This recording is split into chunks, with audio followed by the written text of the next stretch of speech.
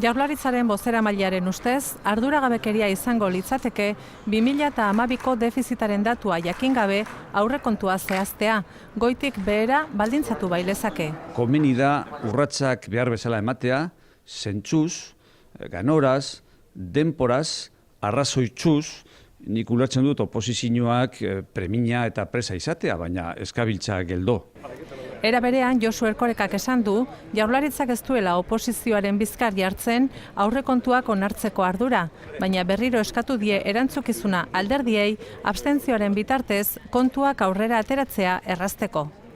Erkorekak zehaztu du apur bat nondik etorriko diren murrizketak, ezinbestean mantendu behar direnak bere hitzetan osasuna eta hezkuntza.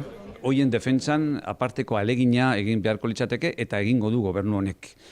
Horrek esan nahi du, inbertsioetan murrizketak egon beharko liratekela, nahita ez, gastu korrientean baita ere, eta seguruenik aurrekontuen 4. kapituluan, subentzioei buruzko kapituluetan ere. Eta azpimarratu du Jaurlaritzak alderdi guztiekin negoziatzeko asmoa duela.